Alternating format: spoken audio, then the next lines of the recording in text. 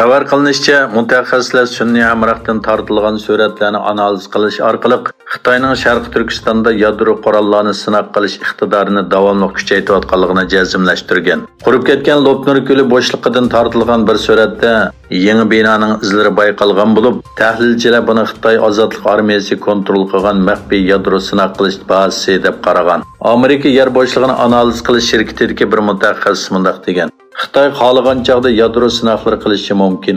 Chunki tok yo'llari bilan qatnash yo'llari sistemasi Lopnur ko'lining g'arbidagi yadro sinaq aslahalari bilan sharqidagi yangi sinaq rayonini tutashtirib bo'lgan. Tayvan bo'g'izida Amerika Avom palatasining boshlig'i Nancy Pelosining Tayvanda qilgan ziyorati bilan paydo bo'lgan jiddiylik davomlashmoqda.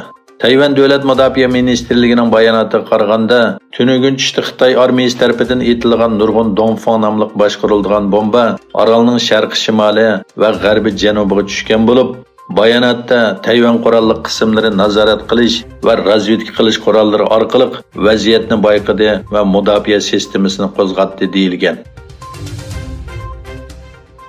Dunyoning zavodi deb atalgan Xitoy hozir bu aloyidligini yo'qotmoqda. Xabar qilinishicha, Xitoydagi har 4 g'arb shirkatining biri tijoratini ko'chirishni o'ylashmoqda. Bu shirkatlarning yarmi hozir Xitoyda savdo qilish texnik siyosiylashdi deb qaraydi ekan. Bu yuzlanish Yevropa Ittifoqi savdo uyushmasining 6-oydagi tekshirishida o'tirg'i chiqqan.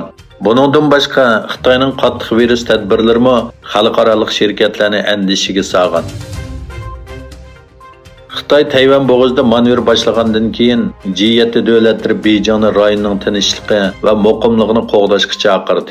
7 davlat guruhi Tashqi ishlar ministrligining birlashma bayonotida mundaq deyildi: Biz Tayvan bo'g'ozi va uning sirtida qoidalarni asos qilgan xalqaro tartib, tinchlik va muqimlikni qo'g'dashdagi o'rtaq va'damizni qayta ta'kidlaymiz. Amerika Avom palatasining boshlig'i Nancy Pelosi Amerika bilan Xitoy o'rtasida ziddiyat paydo qilgan Tayvan ziyoratidan keyin Koreyaga keldi.